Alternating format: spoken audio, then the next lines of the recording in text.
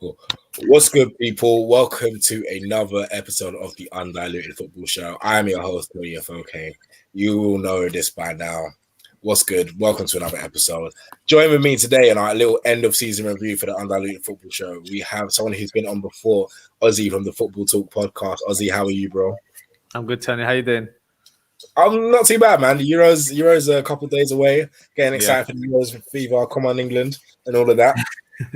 But also with me today, I've got Jay from the Shoot podcast, bro. How are you, man? I'm all good, man. I was even thinking, I just saw, I was like, my display name doesn't have my podcast on there. I got you, bro. Don't worry, I got you, fam. Man's done his research. Yeah, man. It's good to be here. Good to support the platform. And yeah, man, ready to chop it up about this this beautiful game that I've fallen out of love with. So yeah, man. I hope you know you're definitely an Arsenal fan if you're falling out of love with a game like that. Listen, I'm a long suffering Arsenal fan. Long suffering. So, well, you know, let's go on to the end of the season. So a couple of weeks ago, we saw both the Europa League finals and the Champions League final. I want to kind of avoid the Europa League final chat, but I feel like we're gonna have to talk about it. For those that don't know, United lost, what was it, like 11-10 on penalties or something stupid like that? Yeah. It was ridiculous. But we lost to Villarreal. All I can say is, all right, cool. We lost, innit? Do you know what I mean? Like, we lost. I know we should have beaten Villarreal. For Man United, we should have beaten them in 90 minutes. But we lost by, because everyone was overreacting and was like, oh, he's never going to win the title. We lost by our keeper missing the penalty, right? Like, let's call it for what it is. I'm not saying we should have won the game. We didn't. And we lost by our keeper missing the penalty. It does suck to not win a final because I just wanted Ollie to win a final just so that narrative of you can't win anything United goes, but still there. I'm not sure. Did you guys, maybe I'm being a bit of a biased Man United fan, looking from the outside in, did you guys feel like it's a bit different? Do you still feel like Ollie can't win anything at United? Question, Tony. I need to know, because the way you're portraying this narrative already, you're already throwing up a little web of Ollie. I need to know. Are you comfortable with Ollie at the wheel? Let me just put it like that. Yeah, I am. You are. Only because the only person right now that could come in, and if Ollie leaves right now, the only person I would want is Zidane. If not, I don't want any other manager in my club.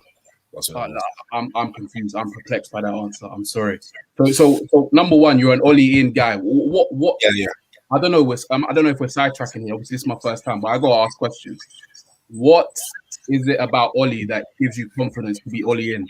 Because me watching, I don't see it. I get it. With United, we were a bad team, especially before Ollie came in, right? And what Ollie has done, he's done a lot of the off the field stuff. Like a lot of off the field stuff has happened at United since Ollie's been. And one thing I've said, and one thing that players I've spoken to that have spoken to United players have said is that the players buy into Ollie's process. Now, Rome wasn't built in a day. Jay, I can tell by your top, you watch basketball, you know how basketball rebuilds work. Basketball rebuilds they don't take 1 year. Look at the Nets. We've been rebuilding for how long, and we're only reaping our rewards this year. Do you know what I mean? So Rome wasn't built in a day.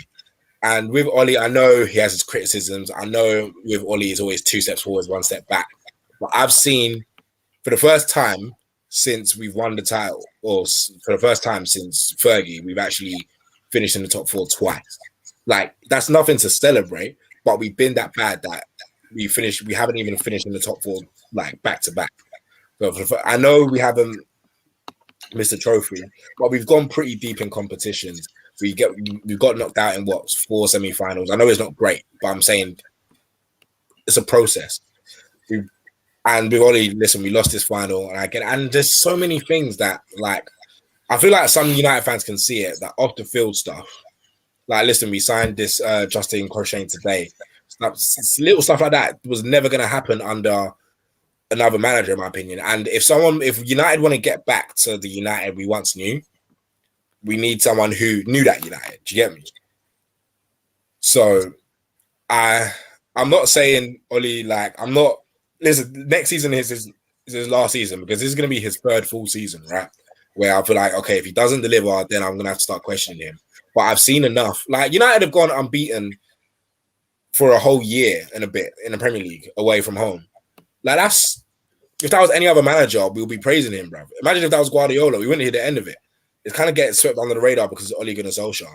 We need to work on our home form, and I feel like we are a couple players away from contending. We were first, with January before Pogba got injured. We were first. Now I'm not saying we were going to win the title if Pogba didn't get injured, but for the first time, we saw like, you know what, we're nearly there, and it's taken a while. And I said Rome wasn't built in a day, man.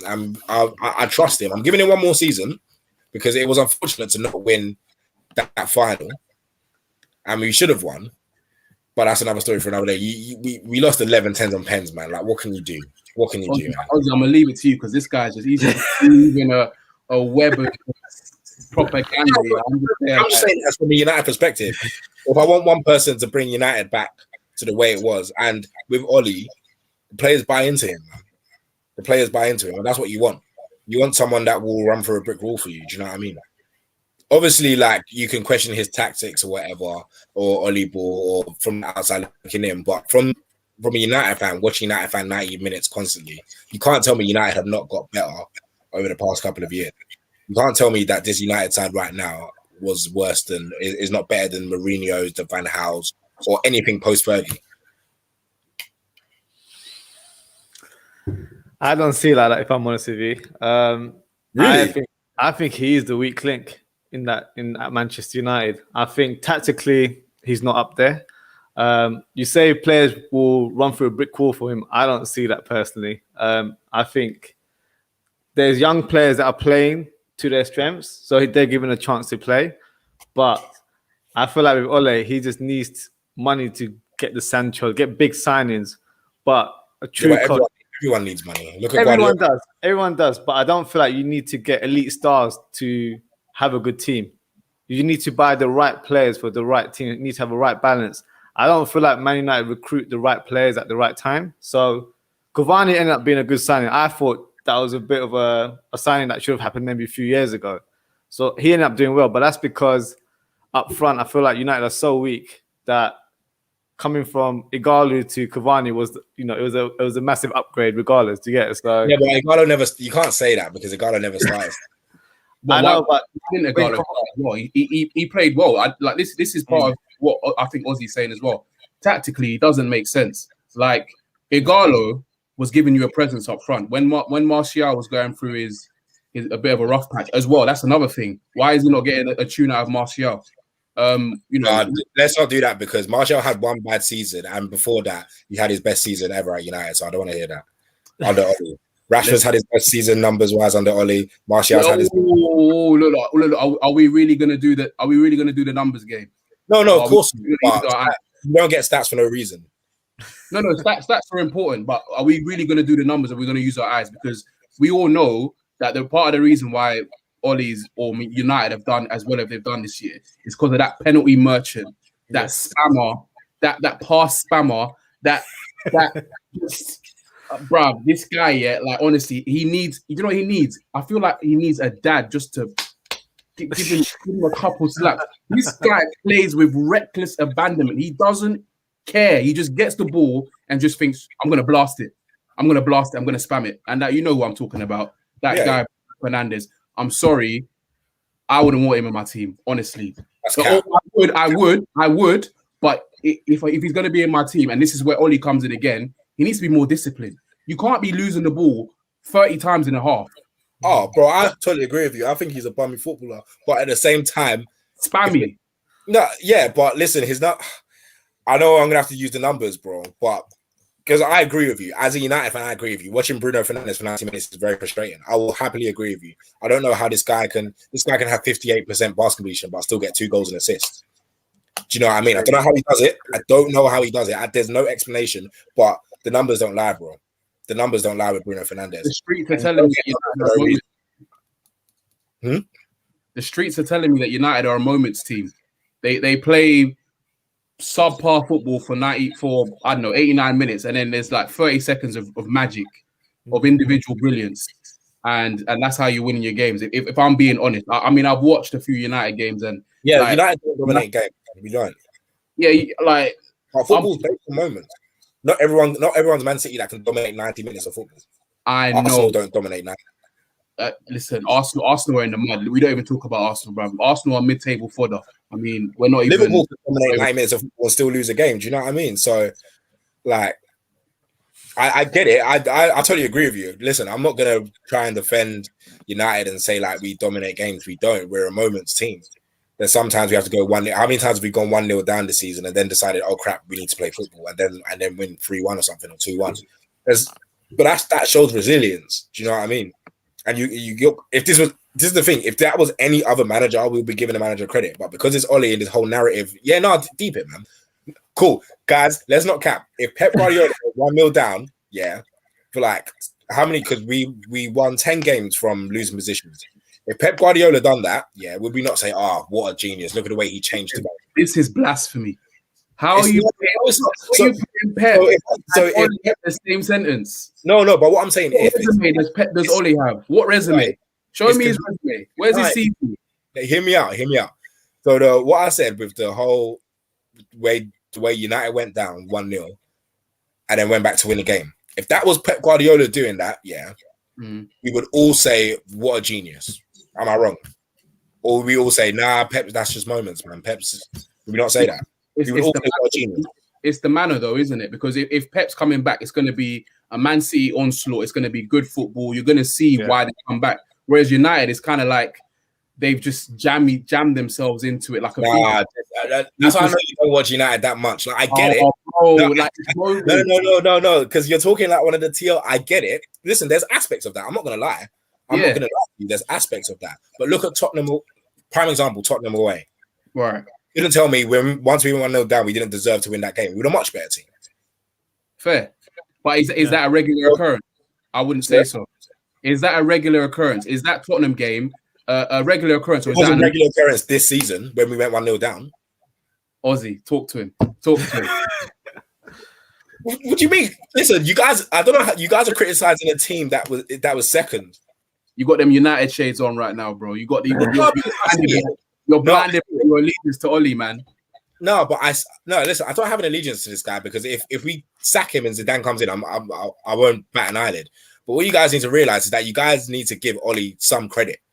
Oh yeah, sure. So I feel like you're not giving him any credit whatsoever. No, I agree. He deserves some credit, and like you said, stabilizing the ship and morale and those kind of things, they're important. But they're important for a bridge manager, a manager that's going to come in, settle the ship, and then give it to someone that's more qualified to do the job. So I'm going to give him credit. Yeah, he's done well, and like it or not, he's come second. But some people will argue that he's come second in a terrible league. Like apparently this league has been shocking. So you got to weigh up. I'm going to give him his credit. He's come second nonetheless. But then you've come second. How much money has he spent? So Chelsea spent. How much money does Chelsea? No. I agree. I agree with you. I'm not saying he deserves credit, but at the same time, he's spent a considerable amount of money. It's not like he's come second and he's just using the tools that he's had. He's invested. Everyone spends money. What's have they? Arsenal ain't spent a damn thing. You might have broke, fam. You might have broke. Ain't spent a damn thing. But listen, I've sidetracked you from the topic at hand. What were you saying? Where did we even? How did we even get here? We're getting there for the Europa League final because at the end of the day, Oli right. trophy, right? Right. But I feel like you wanted to quickly say something on Oli. I'll quickly wrap it up. For me, I don't think he's the man for Manchester United. Like, consider how successful Manchester United were back in the day. For me, he's not that level of manager. He doesn't have a winning mentality. I think that's a key thing. That it's all good and well being a former legend and having that kind of charisma about yourself as a person. But when you're a winning team that used to win league titles every year, he doesn't have that for me in his locker. So for me, I don't feel like he's the guy for the future. But then again, the question would be, who would you replace him? So you saying Zidane? There's question marks about Zidane as well. Because people are saying that when he was at Real Madrid, he's been, lucky to have so many world-class players in the team. If he came to United, it's still kind of a rebuilding job because he would have to bring players that will suit to his tactics. So there's no guarantee that will work straight away as well, in my opinion. So, but in regards to the Villarreal United game, I just think United were poor, like really bad. Villarreal did not even play that well. but I feel like you had like 1 or 2 shots on target throughout the whole 120 minutes. That's poor. Obviously, the penalty thing, don't get me wrong, I'm not going to banter you too much about that because it's a goalkeeper missing a penalty. Obviously, not every goalkeeper can score goals like Alisson, innit? But, you know what I mean?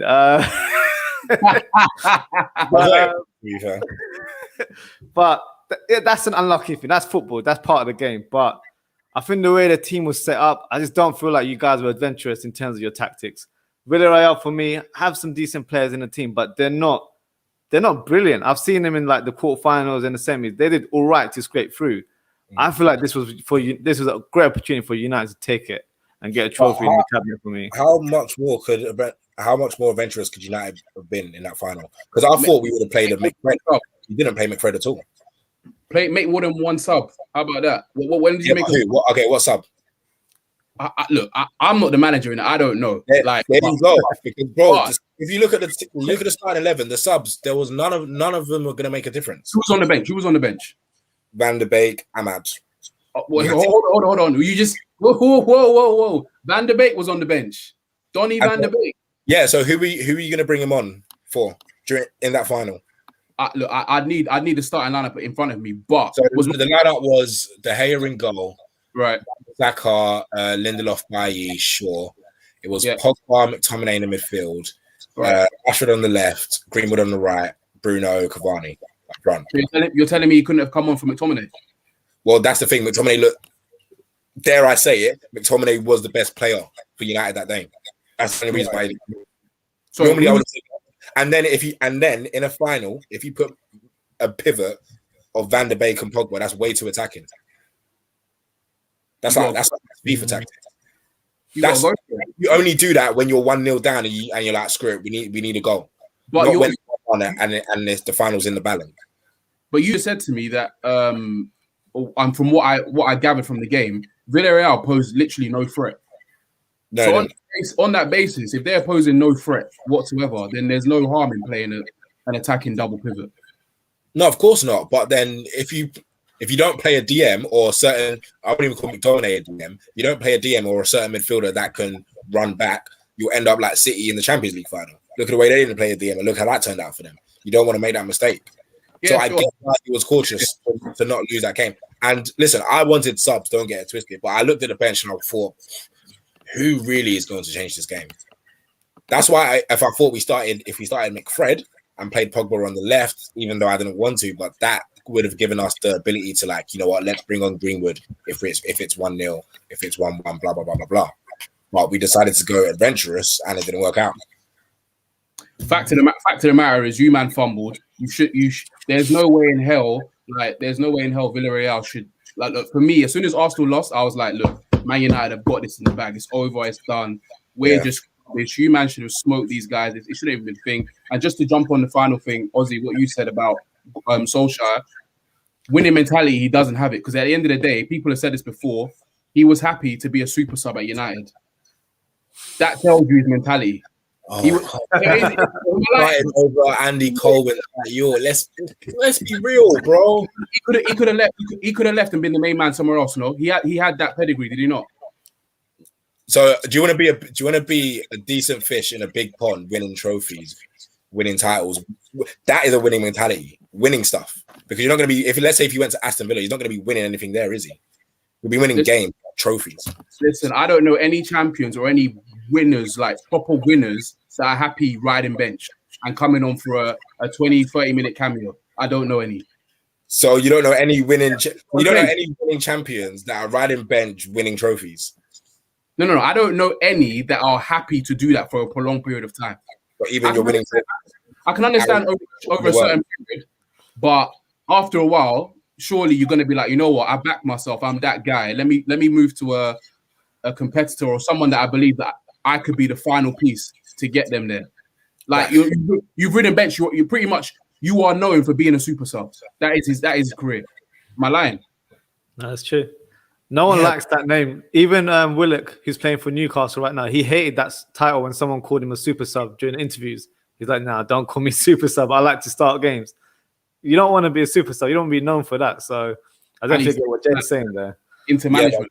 if you're a super sub winning Champions Leagues and Premier Leagues, are you really gonna get? Are you really gonna get? Come on, you know what you're doing, man. You guys know what you're doing. I know.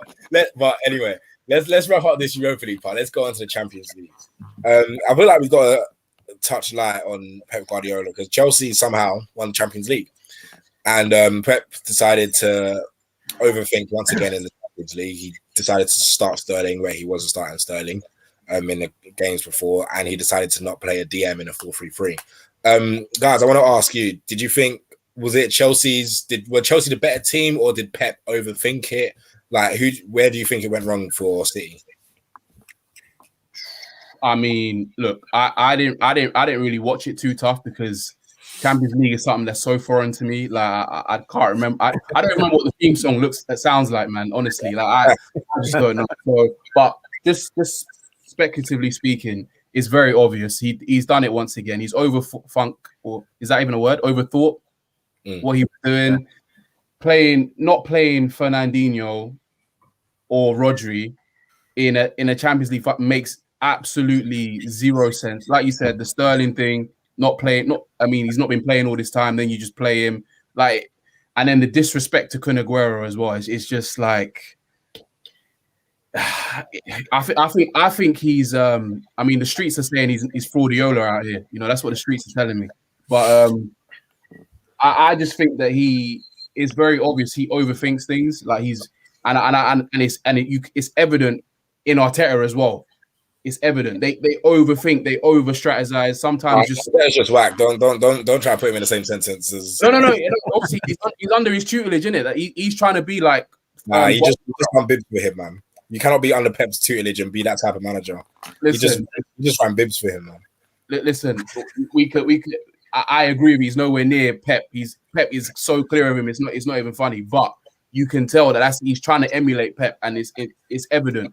Overcoaching, overdoing it. Like it's just clear that he overthought things in this game, and it looks like Tuchel has his number. I mean, what is that 3? Is that 3 for 3 this season? Yeah.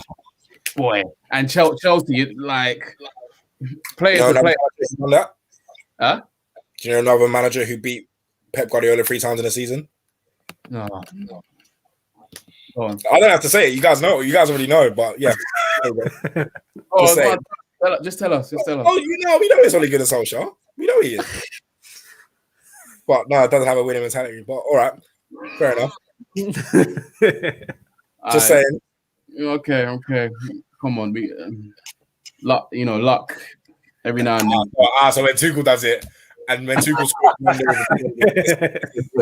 it's great. But we only just give the guy his credit. I'm not trying to say he's a tactical genius or anything, but just give the guy some credit. Football's a crazy game, These kind of things can happen, But it looks like Tuchel does have Pep's number currently, and I don't understand why, to be honest. Like, I mean, you guys watched it. I'm sure you guys watched the game fully, so you guys can tell me more. Because for me, Champions League hurts me every time I turn it on. So, I'll be honest. The tactics were just mad. I didn't expect him to play the formation he played. Like throughout the whole season, he played a DM, and for this one, I think he tried to be a bit more forward thinking and thought more possession football, where he's played a bit more higher up. But against the Chelsea team that's so built on the defense, where they play 5 across, like it's always difficult to break down a team like that. And I don't feel like they used their channels that much. Like you had Mahrez and Sterling, but they couldn't get around their fullbacks throughout that whole game. So it's either you give credit to Chelsea. I think Chelsea did play well. I wouldn't discredit them in terms of performance. I think they performed really well.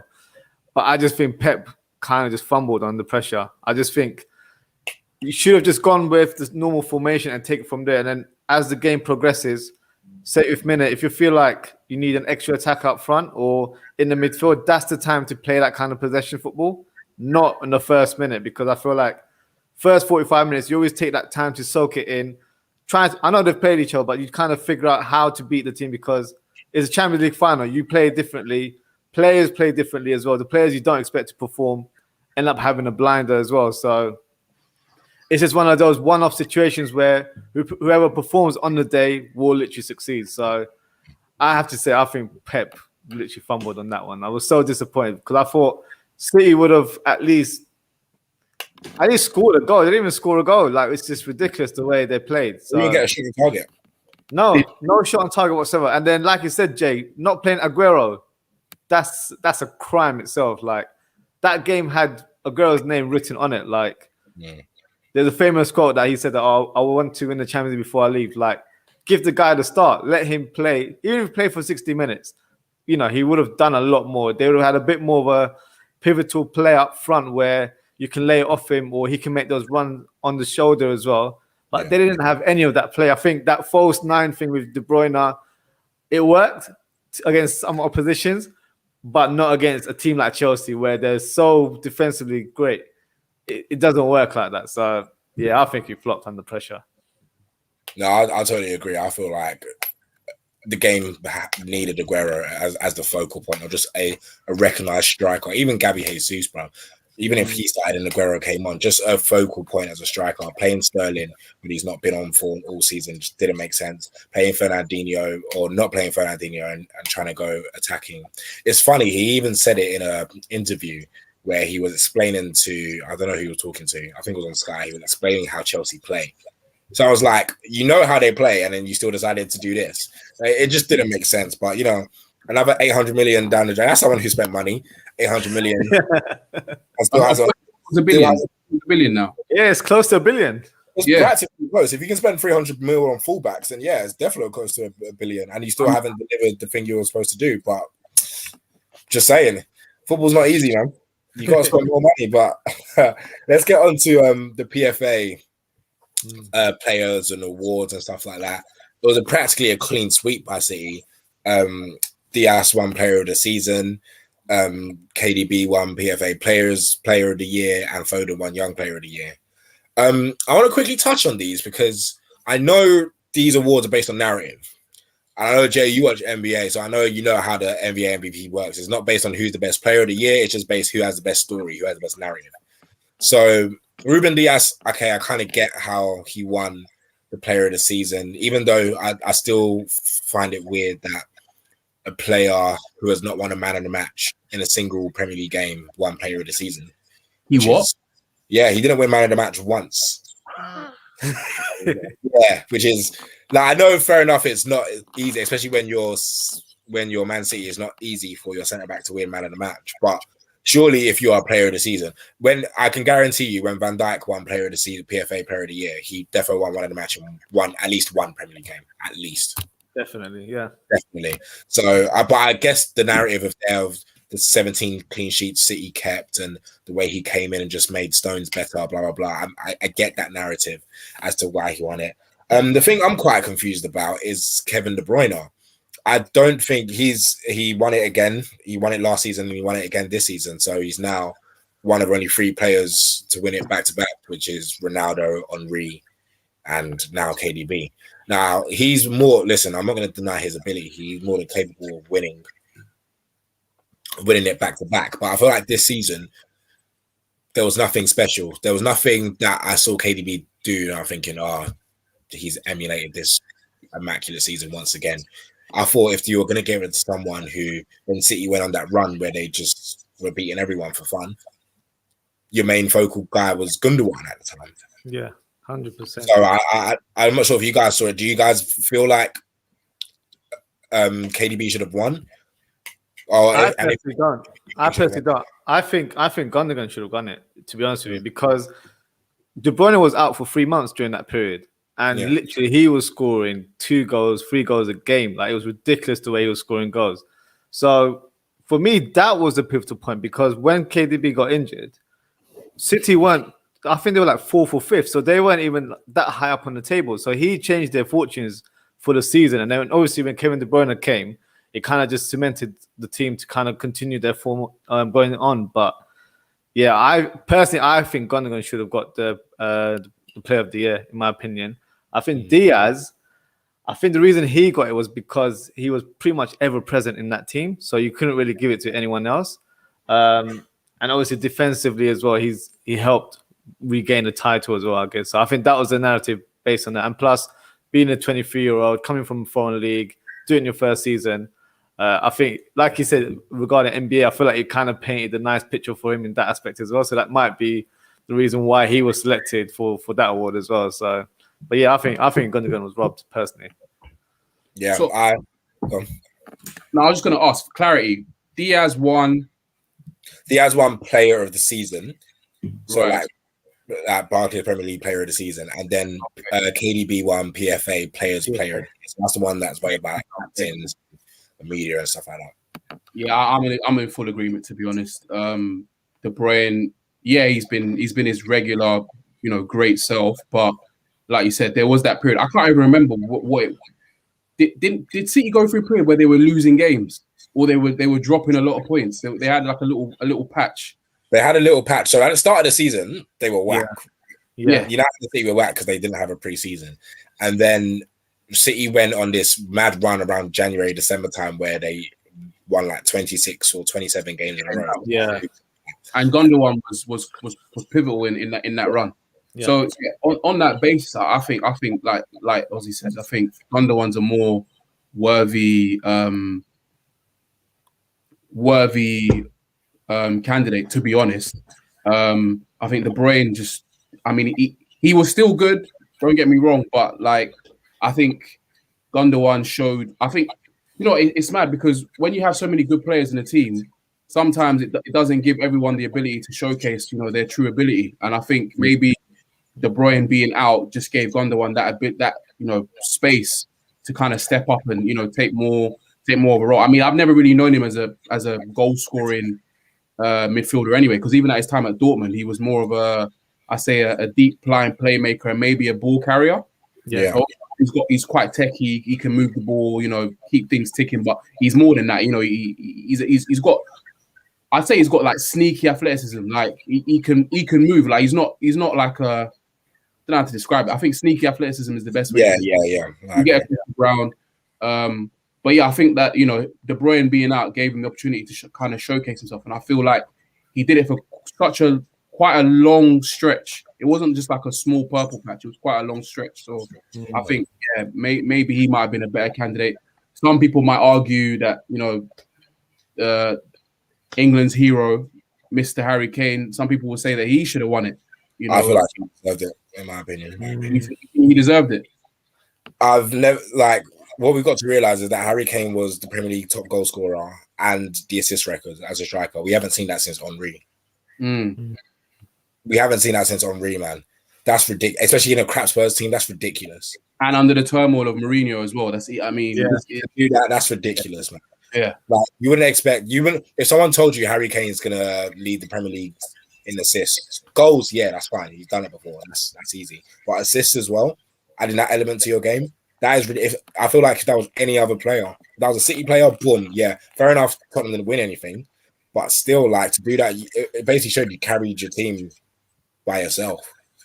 That's decent narrative because Henry was the last person to do that. Ronaldo didn't do it. Rooney didn't do it.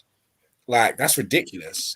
Yeah, I think you're right. I think that. In fact, that would have been a better narrative, to be honest. I mean, the Arsenal-Tottenham rivalry as well. Like, I think that would be a better narrative. And even me speaking as an Arsenal fan, you're right.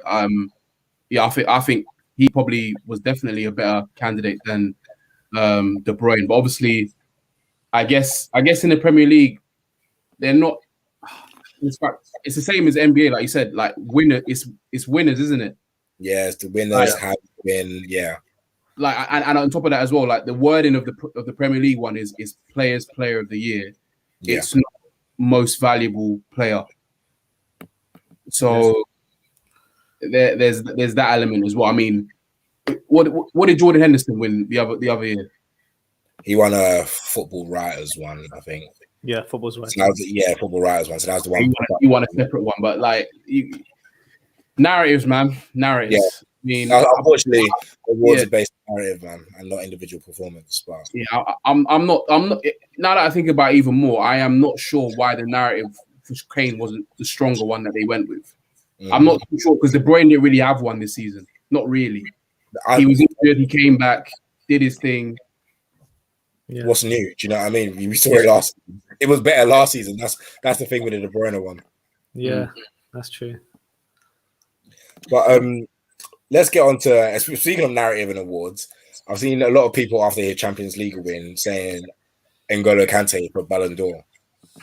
Now, I won't tell you my thoughts on this because I'll get onto my little rant later. But I want to ask you guys: could we see N'Golo Kante win the Ballon d'Or, or do you feel like this narrative is just ridiculous? Question: Has Lewandowski? Did he get his? No. Then No. listen, I don't want to hear it. I don't want to hear it. This man, this striker, this bad boy striker, is out here breaking records left, right, and center, scoring it on the biggest stage. It don't matter who, don't matter what, he does it all, and he was robbed.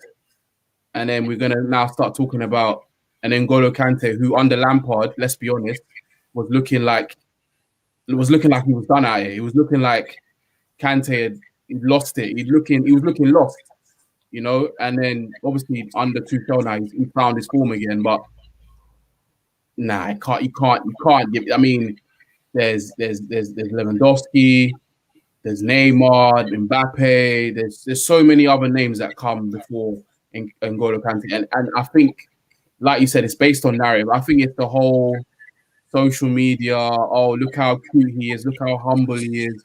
Oh my God, he what was that story that came out about him going to a friend's party for the first time? And man, I don't care what anyone says. Listen, I don't care what anyone says. I saw that, and I said that is the most BS I've ever. I said whoever his PR or his spin doctor is, is crazy. This cat, man. Imagine he's never been to a party before, like his first party when he was 26. Shut up, man. Have you never gone to a party? No, it's believable. It's believable. No, it's believable. It's the way he's portrayed, bro. Yeah, but look at his background. It's very believable. You've seen how his family is. Like, they're very. I can believe that. So he's never been to a family birthday party, no. I can believe it, right? But maybe he's never been to a party with colleagues or friends, you know, outside of the family thing. But obviously, I'm in agreement with you. It seems like PR spin to me, and he's doing things and acting natural. He's not. I don't think he's putting on any kind of act or anything. He's just being genuinely him. But I feel like maybe there's someone around him in the background that's just spinning that PR wheel and just trying to like that whole trophy thing. Everyone's going so crazy about it. Oh my God! Everyone else was kissing the trophy, and N'Golo just came with his cute stuff and just like he just touched it. And oh my God! Like, he's just so amazing, N'Golo. And then obviously the France World Cup. N'Golo Kante, everyone's just wheeling that up. All the big social platforms, you keep seeing that video. So, you know, there is a lot of narrative, but nah. Lewandowski, if Lewandowski ain't touching it, then I don't want to hear Kante. What if Conte wins the Euros, Ozzy? Sorry? What if Conte wins the Euros as well? Yeah, that's probably debatable because obviously he's won the Champions League and then he's won the Euros. But for me, he's just had a purple patch where he's played well in the last few months. I don't feel like that entitles you to win the Ballon d'Or because, like Jay said, Lewandowski was robbed last year. They should have even cancelled it. I know it was all COVID, pandemic, all that kind of shit, but at the end of the day, the award ceremony should have still happened, you know? Like, he still should have resumed, you know what I mean? It didn't make sense as to why that never happened. So, and to make his claim even more, this season he's broken the Bundesliga record in the history. So he's got 42 goals. So that narrative is even stronger for his case that he needs to get that Ballon d'Or.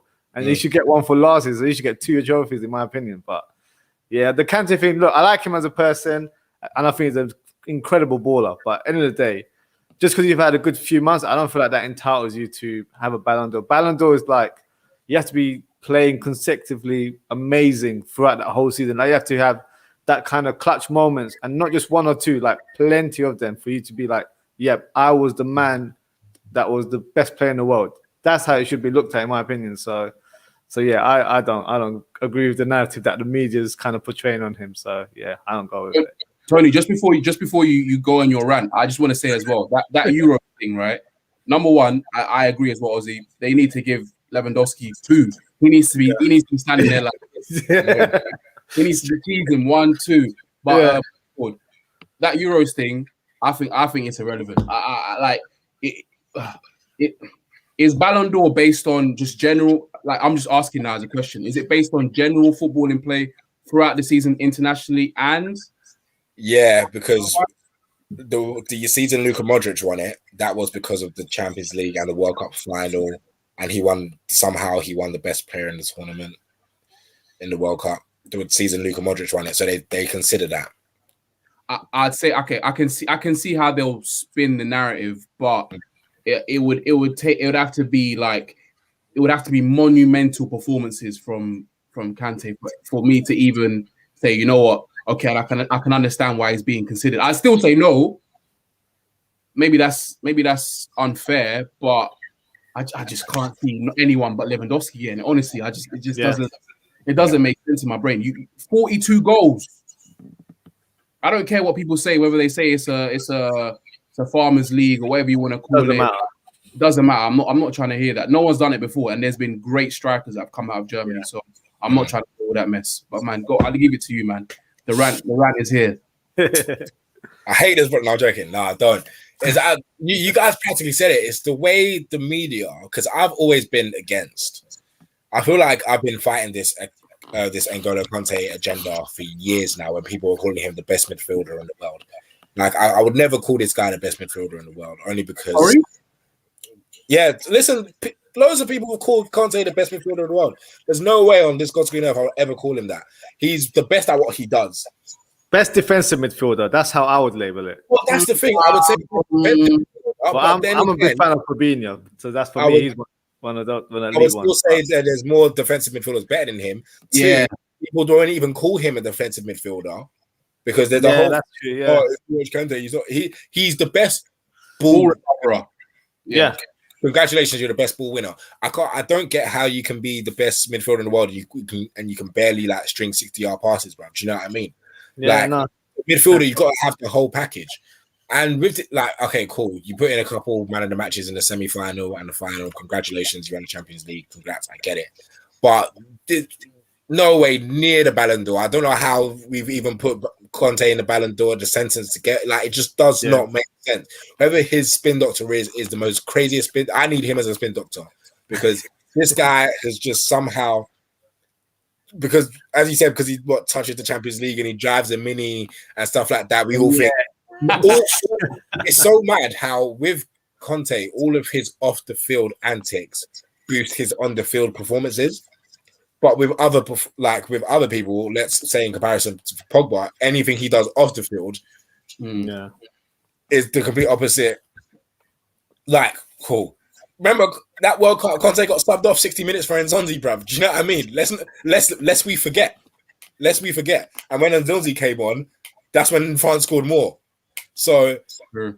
Like, listen, I'm not going to disrespect Conte and say he's not a great player because he's good at what he does. Yeah, and I can't deny that. He's probably the world's best at what he does. But doesn't mean you're the world's best midfielder. Don't want to see you anywhere near a Ballon d'Or. Congratulations for winning the Champions League. You probably might win the Euros with France because France are a ridiculous team. But you won't be the best midfielder in that team. You won't be the best player on that France team. There's nothing wrong with it. Like, just stop trying to create this guy because he's the humble guy and he's relatable to you weirdo, to Sourceless Brothers. He's just a sourceless guy, man. I've said it. He's sourceless, bro. I mean, praising sourcelessness. Like, nah, that's not the country. That's not the society I want to live in all honesty. Okay. I called him sourceless. Okay, I want to ask the question here because I just want to break it down mathematically. So if we were to rate Conte's season, Premier League season, what rating are we giving him out of 10? Oh, it's Premier League. So this is bar excluding Champions League and that. Oh no. In fact, look, let's put Premier League, Champions League. Let's put club football. We're gonna rate his club football this season. What rating are we giving him out of 10? It's gonna have to be like a 7 or 8 because he won a Champions League at the end of the day. It's the biggest club. I was gonna say 7 because I think he's only played well in the last few months in the Premier League. Before that he wasn't.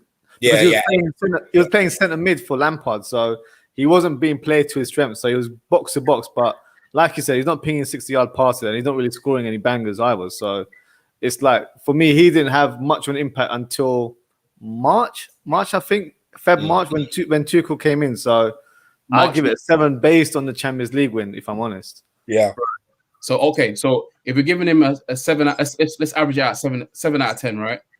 So Lewandowski, what are we giving him out of 10? 9. Yeah, 9.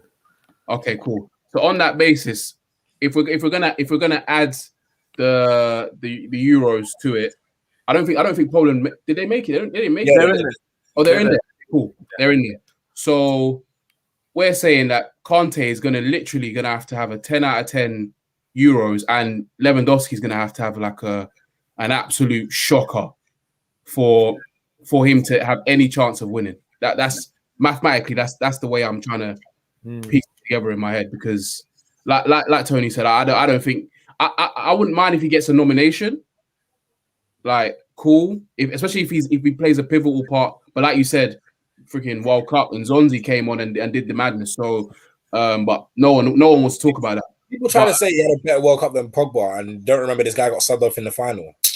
You see. No one remembers that. You see what these spin doctors do, bruv. Because he doesn't go to parties, and people have to invite him to parties, and he drives a Mini, bruv. It's because he's relatable to the average man. That's why. It's because when the average man sees like footballers with their flashy cars, and that's not relatable, they want to somehow think like the flashiness affects their.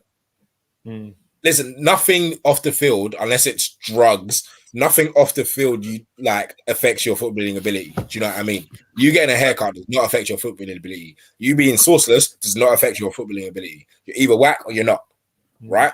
So I don't know why with everything with Conte, it's not like, oh, he done this, and the pictures are like, oh, he's so nice, or he done this, or he turned up to this, or he didn't go to this party, or he barely lifted the trophy, or someone brought him to the front, someone lifted him up because he, like, come on, man. He's shy. Yeah. Congratulations for being shy, man. Graham Souness. He's talking about haircuts. Tell that to Graham.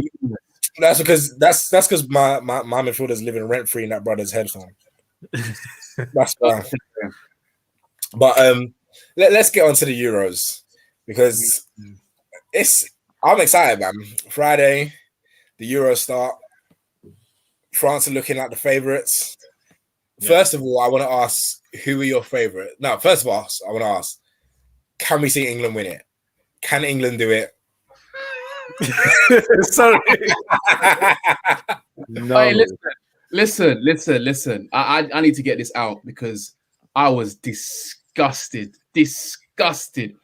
with Gareth Southgate, bro. Honestly, this man is about to fumble the generation of miracles, bro. That's the only way I can describe it. The generation of miracles. If you watch Kuroko Basket, if you watch your anime, he's about to fumble the generation of miracles. We've got Foden, Grealish, Bellingham. Who would you say? You just say Bellingham. Well, there is so much talent all over this team, bruv. No, I'm not even in Rashford. No. If Rashford get his act together, honestly, for England, he's actually a lot better for England and on the international stage. But we've got so much talent, and this man decides to take 4 right backs. 4. And I'm sorry, we have to talk about this. Trent, I've had this debate with my boys. I like Trent. I think Trent's a good player. Offensively, fantastic. But let's be honest, this season, man was getting burnt by them that play for Burnley. Okay? He was getting... Dwight McNeil was saucing, man. Putting man on skates, had him all over the gap. I'm sorry, I said this to my boys, and they thought I was moving mad. I would rather take Aaron Wan-Bissaka than take Trent. No way. You need to be able to defend. Do your job. You need to be able to defend first. There's big defense on the international stage, and if you cannot defend, you will get found out. Those are the facts. You'll get found out. Though, I would have actually had Wan-Bissaka in my team, but I would have still started with Trent.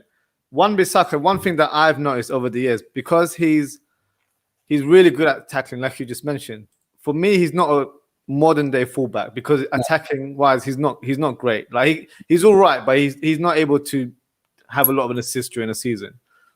The way I don't like the formation England play. That's one of the reasons why I don't think England will do well. Tactically, Southgate's poor, and the formation he's playing is like you don't have that generational talent. That's how he's playing. Like he's got full of defenders, but the midfielders were lacking. But we've got so many great attacking midfielders. It's actually ridiculous. I don't think England have been blessed with that many. Like you mentioned, we've got Grealish, Mount, Bellingham, Foden. Like, it's actually quite difficult to even put them all in one team. Yeah. But he's not even playing to their strengths. He's playing a back five. England playing a back five is a joke, in my opinion. Like, you've got Harry Kane, one of the most lethal strikers in world football right now. And then you've got Rashford, who for me does a great job on the left and can score goals as well. For me, he's more effective than Raheem Sterling. So I would start with Rashford on the left. And like, you've got so much talent there, but he's playing defensive, really, which is just like, yeah, that blows my mind. But back to Wan-Bissaka, he would have actually been a better option to have where he can play. He hasn't done it for United, but I've heard rumors that this is the plan for next season because you're linked to Trippier, I believe. So him playing in a back three. I know, but it's the rumors, isn't it? So I would actually play Wan-Bissaka in a back three, like as an option. Centre back. Yeah, if they were to play a back three on the right side, because I think no one's going to go past him in that kind of. We've done that once before. We done it. What game was it? I want to say it was in the Champions. I want to say it was the start of PSG away, but we played Wan-Bissaka on the right side of the back three before, and it was obviously, as you can tell, when all he has to do is defend. It's simple. Only thing with Wan-Bissaka, and I don't think he'll ever play for England, is because we've got an array of right backs in Kyle Walker, Trippier, Trent, and they can all are much better. They're all much better than going forward to Wan-Bissaka. And I'm sorry, Wan-Bissaka looks very awkward when he goes forward. Like, he looks like he's on skates. So it's unfortunate, but I agree with you. I feel like England have an array of talent and we're not going to utilize it properly. Yeah. Especially in this Euros. Let's say even if we somehow win our group, we're still going to get the runner-up of that group of death with Germany, Portugal, and France, and then it's a wrap. So it shouldn't be though. It shouldn't. It really shouldn't. It really shouldn't. Like, we should, like you man are saying, we should really go for this. Like, honestly, formation-wise, people still think if we go for this, I still, sorry to butt in. Even if we still go for this, I still don't think we win. But why? Like, because English players are good, right? The Grealishes, your Fodens, your Mounts, but what are they like on the world-class stage? Because we've got to remember, these Mounts, these Fodens are good when they're playing next to KDB and that. When they're playing next to other English, we don't know how good they are. There's another argument. You could say that, yeah, but what is the English league known for? Hustle and bustle, fast pace, no time, no space. But that's not what international football's like, bro. International football is way more technical. Exactly, but imagine these guys, these technical players, Jack Grealish, Mount, Foden, they're all playing in I'd say hostile conditions in the Premier League every week, getting chased down. So imagine, I'm not saying it's a complete science, but imagine them now playing on a much, I'd say slower stage, or a stage where they have much more time on the ball and they can showcase their technical abilities. Like, for me, someone mentioned it. Like, if we play a 4-3-3, someone said we should play Rice, Mount, and Grealish in a free, and I was like, you know what? I'd play that. Like that. Yeah, that's very attacking. It's very attacking, and that's what people will say. But why not? Why not? Like, I think that would work. I would probably go a bit more adventurous. I'd play Henderson as a DM, and I'd play Foden. Get that guy out of the squad. I knew you Liverpool fans. I'm trying to get him. He doesn't need to be there at all. Nah, he played the other day. He's not. That's his first football since March. England had this. But Maguire's not fit yet, He might not even play. Yeah, I think they both shouldn't be there, to be honest with you. I don't think both should be there. England had this thing for taking injured players. It's a waste. It's a waste of a space. Esri Konsa and Fikayo Tomori were robbed. Yes, I was about to mention that. Trust me. Especially Tomori. Tomori's been fantastic for Milan. Yeah, he's been very good. Serie A, we were having this debate in the group chat, because I'm the type of guy, like, I know I'm not a scout or nothing yet, but I notice players. I'm like, you know what? Like, he's doing right. He's doing well. So I asked one of my boys a while ago. I was like, where's Tomori? Like, he's playing really, really well. Where is he? Why is Lampard not playing him? And he was like, I don't know. He's gone to Milan. He's done his thing. And we brought up in the group chat, and people were like, oh, this guy, you're such a person of the moment. Like, I was like, but no, I thought Tomori was playing pretty decent back then, and then now he's brought in Ben White ahead of Tomori. Yeah, crazy. I mean, I rate Ben White. I rate him as well. I think he's decent. He looked, especially at Leeds the previous season, I thought he was really, really good. In the championship, yeah, he was good. But like, come on, man. Tomori, Konsa, some would argue has been better than Mings this season. Yeah, 100%. Villa fans will tell you that. 100%. So like, and then it just makes you wonder, because the same thing happened the previous season when Smalling was playing at Roma, having the season of his life, absolutely smashing, and Southgate didn't even look at him. He was playing Eric Dier, and I don't know. That doesn't make any sense. But I don't think, like I said, I agree. Henderson, I don't think should be in the team. I get what he's there for. He's there for intangible leadership, shouting and pointing. Yeah.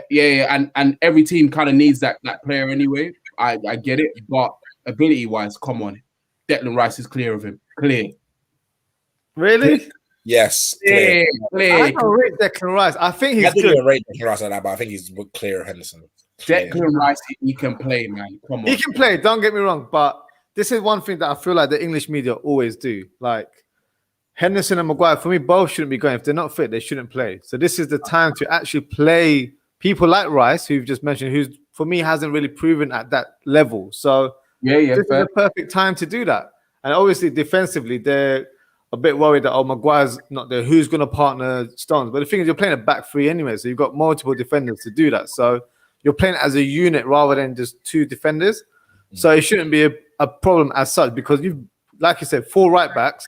God knows how many other defenders are in that squad. So you're sorted in terms of defensively. But yeah, I think the media like to have that emphasis where there's certain players you just want to kind of hold on to and kind of be like, oh yeah, that's the reason why we didn't do well, because Henderson wasn't fit, or back in the day it'll be, because Rooney wasn't fit. Like, it's just an easy way to blame someone or blame it as to why the team didn't do well.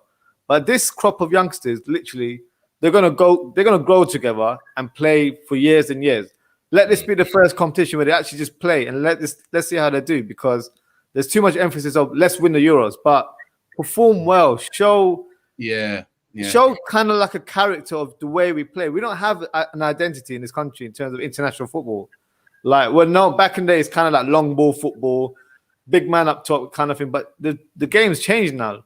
Show that identity. We actually got technical players in our team. We got midfielders that are box to box, can play on the wings, got skills, can do a few nutmegs here and there, and score bangers as well. But that's not really the stance right now. So that's why I don't have any faith in England whatsoever. And it's disappointing because they've actually got some great talent this year.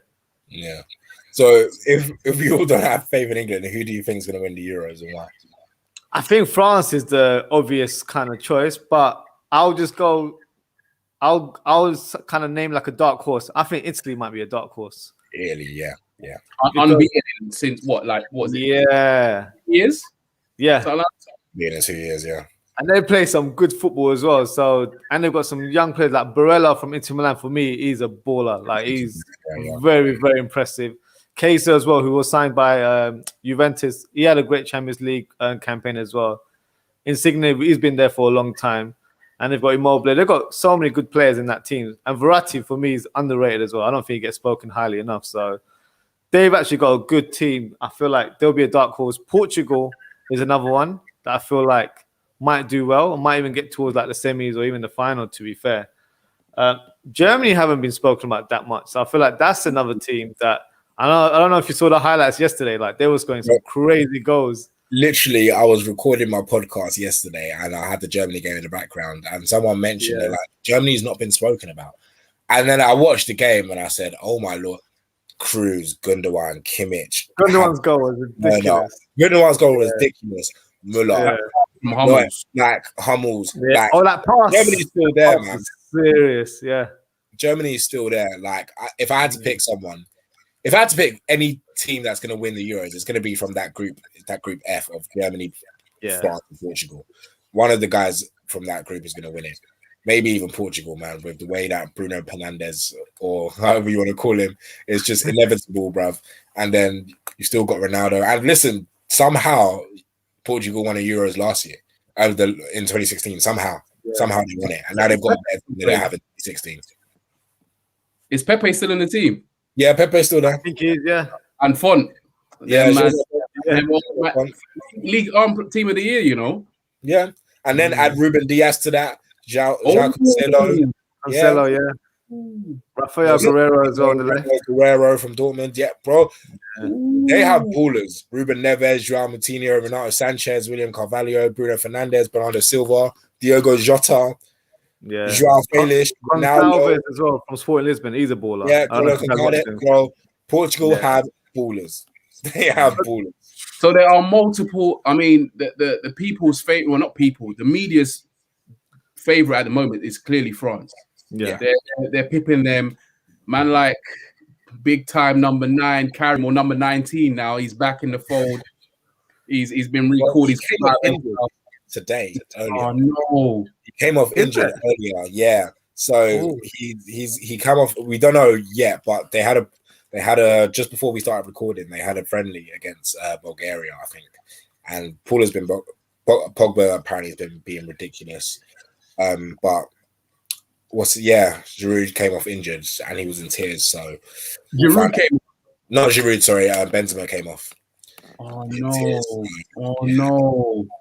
Hopefully, we always see Benzema in that team. Surely, he deserves it, man. He deserves it. But I look from the list there. There's so many dark horses, like so many. Like, in fact, I can't even call them dark horses because they're media dark horses, but in reality, they're actually good teams that should make this competition competitive. The only thing that I would say is that I'm really disappointed that England isn't there. Like, it should be. We should be there. Honestly, like, we should be. The talent that England has, I'm not saying we should win, but like you said, I would like to see us go for it, man. I mean, there's nothing to lose, man. Like, we're not. In fact, now I think I don't understand why the media is trying to do this now, the local media, but we should probably be seen as, or we are seen as, pretty much low chances of winning. This should be a pressure-free, go out, express yourselves. Like you said, Ozzy, you know, find your identity, you know, build some rapport, gain some experience. That's what this should be. But I just have a feeling that Southgate is going to make this because I think his job is kind of on the line here, isn't it? Kind of, for the World Cup next year. Yeah. So I feel like he's going to make this a proper, like, almost like I can't lose. Like you said, 3 at the back, no expansive football, it's just going to show that English football is not really progressing, despite all the progress that is clearly being made, you know. So I think it's sad. But I think France are clearly the favourites. But I wouldn't say they're far favourites. I think there's a lot of teams that are just in and around. I think Portugal, they've got the nous. They've got the nous. They got CR7 still there. They got the old heads in Pepe and Font still there. Ruben Diaz is there, like you said. They've got a nice little balance. I think they've got enough nous there to maybe not perform to the highest levels, but make their way through, you know, meander, you know, a tournament competition, you know. So I think it's gonna be a good Euro. It's gonna be a good watch. I mean, bro, for me, getting away from Arsenal, man, just Sorry. That brings me to my next point. So to wrap it up, I just want to, as it's an end of season review video, I want you guys to review your team. So, Ozzy, I'm going to start with you. Liverpool had a topsy-turvy season, but somehow made it into the Champions League. So how would you assess that as a Liverpool fan, and what's your hopes for next season? That was a miracle that we even got in the top 4, and I'm going to be brutally honest. We finished third. It's not even top 4. We're in top 3. So how? Literally, I have no idea how that happened. Because I was brutally honest when I did my podcast that year. I don't see us challenging for top 4. This was like around March, and then we went on that. I think we won 8 games out of 10, and drew 2 matches, and then that's what helped us get top 4. I think, considering how abysmal our season was in the first half after Van Dijk injured, then after that it was like a domino effect. Like, this player got injured, that player got COVID, and it just went back and forth. But then we had like 20 odd partnerships in defense. It was just the worst thing. Like, you could have imagined actually happened at the club. So it's just like we're playing our 6th, 7th, 8th choice defenders that were in the youth team. So it's just ridiculous. But like Phillips and them, man. Yeah, Reece Williams, all of those guys. But goalkeepers and that. Yeah, that was a pivotal moment. The goalkeeper scoring the goal. So I feel like when that happened, I feel like, yeah, we're going to get top 4. It's just kind of written in the stars. It's unlikely a goalkeeper ever gets a winner. So for me, that was just like, yeah, we're going to get it. But yeah, it wasn't an easy season. Literally a roller coaster from high to low. But yeah, happy that we're in the Champions League. I'm not sure that affects our sort of transfer activity in the summer because you guys watch the media. It's like Mbappe, this Haaland, that no British team is going to get either of those players. Let's be honest, especially Mbappe. Like salary-wise, Liverpool would never pay that much for one single person. And then the transfer fee alone, it's not realistic. So yeah, I've still got people on Twitter telling me, yeah, we're going to get Mbappe. No, we're not. It's not happening. So the way Liverpool work, we'll go for like a young player with huge potential and then grow. And then like Konate, so we signed Konate for 36 million. Great signing. That's the type of player I feel like Liverpool need to go for. And that's the type of profile that Liverpool need to go for. We don't need to go for those big stars because that's not really been our philosophy in the last few years. So he's better than Thing, by the way. I think he's better than Upamecano. I think so. Yeah, I think so as well. He's injury prone, but I think he's better. That's the only concern with Konate. That's like I was speaking to a lot of Liverpool fans. The issue is his injury record, but he's not injury prone, but it's just that he's just had very bad injuries, kind of similar to Joe Gomez, where he broke his ankle, he broke his leg. Like it's just kind of unfortunate incidents that you get those injuries. Like does it make sense considering you've had so many injury problems buying someone that's? I know it's a big gamble, but I'm quite strong in this. I feel like Liverpool should have at least 5 centre backs next season. I don't go with 4 because obviously Van Dijk is coming back, so he's not going to be in 5th gear straight away. It's going to take him time to get back to his like formidable self. Gomez is the same. Matip, as great as a footballer he is, for me he's not reliable. He plays like 12 games a season. That's not someone you can rely on to be in the first team. So I'd have him like as a squad player because you can't sell an injured player either, so I don't even know if he's fit. So he'll have to be in the squad next season. Yeah. Phillips, I might just keep him. I think he deserves it considering how well he's performed, and he will probably suit us when we play teams like Burnley, where you need someone at the back who's actually really good in aerial challenges. So I'd keep him. Yeah, sorry. Yeah, so I'd keep him. So defensively, I have 5 midfielders. One thing that I feel like Liverpool fans might get onto me is Naby Keita. That guy needs to go. Yeah, he needs to go. I was gonna ask you because I haven't been watching. Liverpool. Yeah. I was gonna say like, is he gonna? Because obviously Genie's just left, so is he gonna step up? You're saying no. No, because he's kind of the same boat as Matip. It's nothing to do with his talent. I think that if you watched how he played for Red Bull Leipzig, he's an unbelievable player. But he's not reliable. He's always fit. I would say always unfit. Fit is like a miracle for him. Like he was on a special regime from January onwards where he had like a personal trainer to get him fit. And we were told that, he'll be fit next week. Then he'll get injured again and it'll be like 6 weeks. Like he just kept on going on and you never see him play. So you can't have a squad player like that where he's never available. And when he does perform, he's always below par. So I think for both parties, it suits for him to go to another club. I've read that he's linked with Atletico, so maybe a move to the Spanish league where it's more technical, a bit more slower pace and less aggressive than the Premier League would suit him, or go back to Germany or even France, like a PSG might. Obviously, I think Wijnaldum's going there now, but a team like that would suit his kind of capabilities in that part. So, yeah, for me, I think that's you get like 2 answers when you speak to a Liverpool fan about Naby Keita, but I feel like I've kind of lost patience with him, and I feel like he needs to be moved on this year. Wow. Yeah, that's just how I feel. Attacking wise, I'd love to see Rafinha. For me, he would be fantastic, where he can play left, right, and his bags of tricks and scores so many goals as well. And I think the season he's had for Leeds, fantastic season. He's only 22, 23 years old, so he's got plenty of years to grow into his potential and be a literal world beater. And I feel like he does have that in his locker. So that's the kind of signings I would go for, where it's players that you know of, but they've got huge potential to become really great players. And that's kind of been our well recruited in the last few years. So that's what I'd go with for Liverpool. All right. Nice. Looks like Liverpool somehow you got it out of the bag.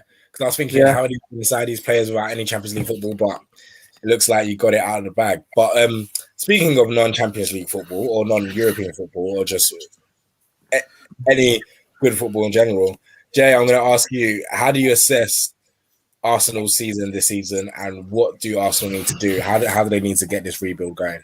Listen, allow me to express myself in it because I need to do this. I need to do this, right?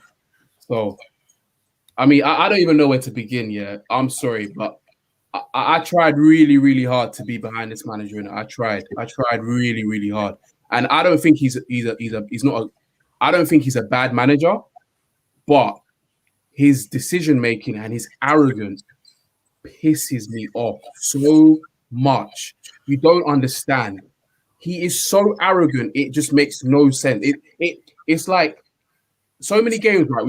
We've known what the formation is to play. We've known like this is the person you need to play, and this guy just does.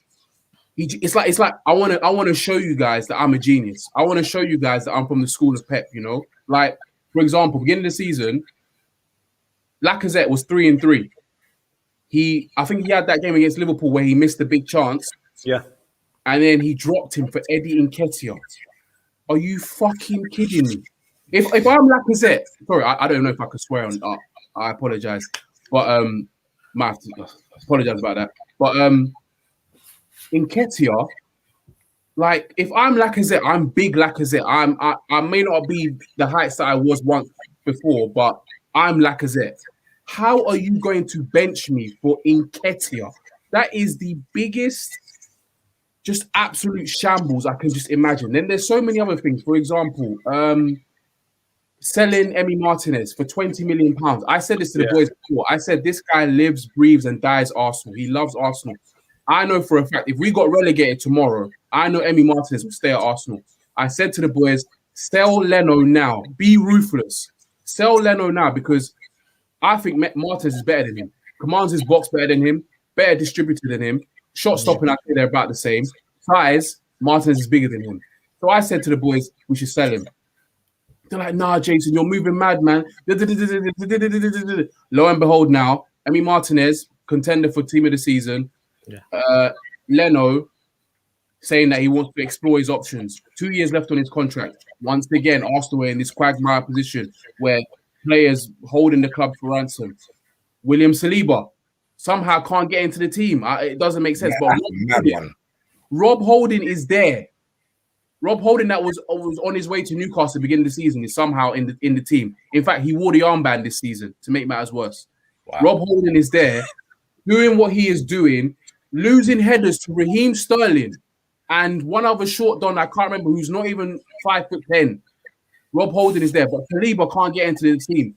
Saliba wasn't included in any of the squads, so he wasn't even eligible for Europa or any of the cup games. Not even Premier League. Nothing. No. He's gone to France, League 1 Team of the Year contender. Like this manager, he doesn't make any sense whatsoever.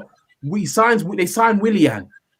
Willian has been at the detriment of Pepe.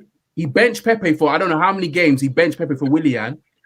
Willian now wants to leave. Reece Nelson has been ruined because of this decision. Because what it should have been Pepe and Reece Nelson, battling out for the right wing. Not battling out, but Reece Nelson, taking over the minutes when Pepe is not playing.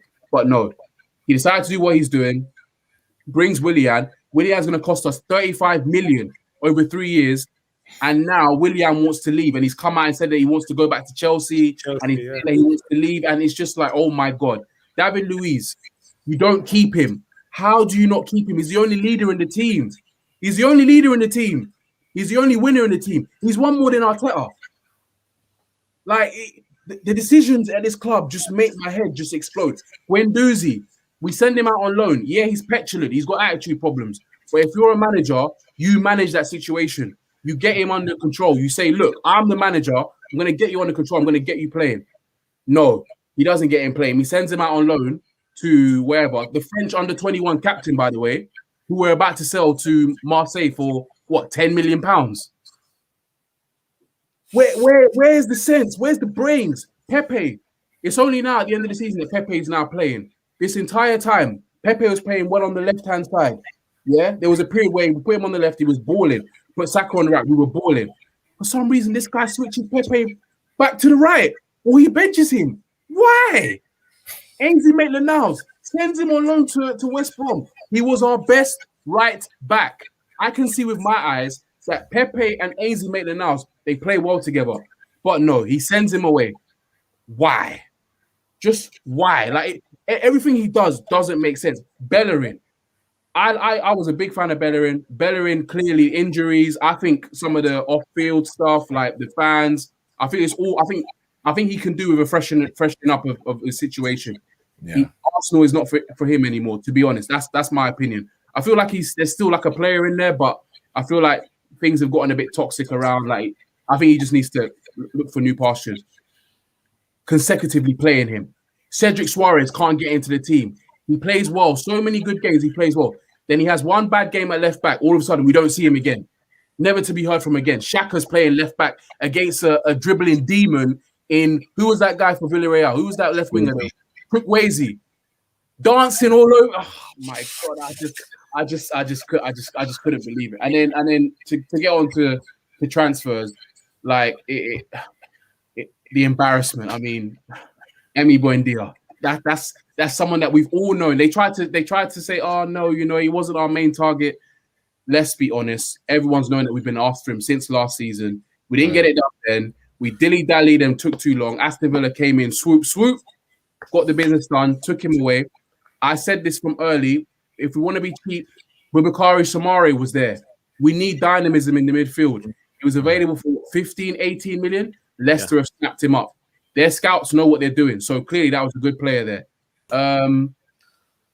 What's his name? Basuma. Everyone and their mother knows he wants to come to Arsenal. Yeah. What are we waiting for? Get the player. We're messing around. We'll mess around now. Liverpool will come and get him as a replacement for Gene. We're not careful. Messing around. We're going after players like Sander Berg. Sander Berg that hasn't been fit for Sheffield United. They're trying to 5 million for. Sander Berg. This club, they don't make any sense. We want to try renew Odegaard. I'm sorry. I am so sorry. Odegaard is decent, but he's not the answer. I can tell already he's not the answer. He doesn't impact scoring enough. He's a very nice technical player. We need goals from the midfield. Joe Willock, on loan, half the season, scored more goals than the entire midfield. It's just every time I just sit there and I look at Arsenal, I'm like, oh my God, what are you, man, doing? What are you doing? Mavropanos is there. I've said this from the jump. He's still there. He's still there. We renewed his contract. He was one of the better players in the Bundesliga this year. He had a great season this year at Bundesliga. I've said, keep him. He's better than Rob Holding. Surely he's better than Rob Holding. Surely. It should be him. It should be Mavropanos, Saliba, Mari, and who's our other centre-back? Gabriel. Yeah. It should be them four battling it out for the centre-backs. But watch, we're going to sell Mavropanos and we're going to regret it. I can see it already. We're going to regret it. But this is what Arsenal do. I said this from time as well. If we want a cheap signing, Memphis Depay, he was free. Yeah. Some people say, why would he ever come to you guys? And that's fair. That's understandable. But I'm sure if you come to him with the right package, he would come. London lifestyle. He's into his music and that. It all kind of fits the whole brand and persona. If you pitch it the right way, you could get him. But no, we're just there. Odson Edward, who we've been linked with for ages. Leicester have done it again. Yeah. Leicester have done it again. What are Arsenal doing, bro? Can someone tell me what we're doing? It just hurts me. Every time I look at it, I'm just like, oh my God, this team, what are they doing? What are they doing? Do you want Arteta in or Arteta out? Mate, he's a... and who would you want to replace Arteta? Conte's there, man. Conte's there. But look, for me, Arteta's he's technically good. I can see that he's got a brain about him. He's got something about him. But his arrogance and his just refusal just to do what's obvious is just what pisses me off. Like, Aubameyang is an old man now. He's in that Jamie Vardy mode. Like he's getting older. He can still finish, but he's an old man. Why are you playing this man left wing? Why is our 32, 33 max steel player chasing back on the left wing and helping out Kieran Tierney to slide tackle Mandem? Like, what is going The on? only thing is with Aubameyang on the left wing, 3 different managers have decided not to play Aubameyang up front. Bro, United didn't do it. Arteta didn't do it. And I think Wenger didn't do it as well. Like, they all decided to try play him on the left wing. I don't know why. I agree at that time, but you got to evolve. You got to see things as they're happening. He had a terrible season this season. Terrible. But you know what? He still bagged 15 this season. Terrible season. Horrendous. The worst he's ever had. He had his mum issue. He had personal issues. He was ill. He's had so many issues. Look at the Champions League final. I mean, the not Champions League final. We ain't even touched Champions League. What am I talking about? The Europa semi-final, Villarreal. Yeah. We needed a goal. I don't know if you guys watch this guy, Curtis Shaw. I don't know if you guys watch his channel, right? The meltdown that he had was literally me. We needed a goal. We needed one goal, and this man took off Aubameyang. What are you thinking? Surely, any of us that have ever played FIFA or Pro or anything, when you need a goal and the final minutes are coming, what do? You throw your striker on, you go direct. Anything can happen. The ball could drop, and if the ball drops, who's there to finish it? You're praying it's Aubameyang, but no, not this manager. I need to show that I'm a genius. Like it just. Oh man, I don't know. The stress. I try to stay under control, but Villa are better than us right now. Villa are better than us. They're so much better than us. They got Douglas Luiz, who I think is a baller. Jack Grealish. They're looking at Ward-Prowse. I'm sure they're going to try and get Ross Barkley back. That is quality. Anwar El Ghazi, he slept on. Quality. Bertrand Traore, that came from Lyon. Quality player, slept on. They have got players, and they are about to overtake us. And Arsenal are just there, chilling, not being proactive. I'm not even seeing where the hope is going to come from. The owner, I went to the protest, even the protest was a bit of a shambles. Let's be honest. Like a few hundred people turned up. Like every aspect of this club, people were still buying the shirts. This club, I mean, I've gone on for some time. I'm gonna wrap it up here. But listen, this club is just a mess from top to bottom. I don't know whether we're coming or going. 1 minute we've got Sven Mislintat and we're doing we're finding the rough diamonds and we're doing, that. And the next minute we've gone to Raul Sanelli. We're doing the bag man, the paper bags, and we're doing the behind the doors dealings. And obviously we got shagged with Nicolas Pepe because as much as I love him and I think he's a great player, 72 million. Stop it. Just stop it. That man is 40 to 50 million max. Wilfred Zaha was there. And I still think we should go in for him as well, by the way. If he's available, I reckon we should go for him. What have we got to lose? If he's there and we're selling Lacazette as well, I reckon we go for Zaha. I reckon he can play up front at some point in his career. I think he's got the facilities to do so, especially now that up front isn't really about being a big, burly centre forward anymore. It's more about your techers than that. But, man, I've gone on long enough. I don't see any hope for Arsenal, really. I'm hoping and praying if Saliba goes on loan again, or if he gets sold, because this man hasn't made his debut for Arsenal yet. If he gets sold, I'm ripping off the badge, man. I'm done with Arsenal. Cut it. Over. You heard it here first. If William Saliba gets, if he does not start for Arsenal next season, if I don't see Saliba and Gabriel, if I don't see those two wavy dons playing in the heart of Arsenal's defense next season, cut me out, man. I'm done. Sorry. Because explain to me the reason why Saliba shouldn't play. Just give me a reason. He's just gone to League Us. He's in contention to be in Team of the Season. Please explain to me. That's just from January. So that just shows you how impressive he's been. Fofana is here. Yeah. He was considered the better out of the two. He's played better than Fofana. Or he's considered better than Fofana. Fofana has been arguably one of the best centre-backs in the league this season. Yeah. Right? What are we thinking? Can someone explain it to me, please? Because I don't understand. I don't know, man. I leave it there, man. I could go on and on and on. I could No, go you know on. what? I loved it, man. Arsenal tears. You know what I mean? As a United fan, I love them Arsenal tears. But yeah, it's funny how all these teams just as United, we went on United at the start, and Arsenal and Liverpool, how we've all had like ups and downs this season, maybe more downs than downs with Arsenal than Liverpool. But Liverpool had their fair shares of downs too. But yeah, gosh, with Arsenal, let's see if Arteta lasts the whole season, because if he has a bad start to the season, I think that's him.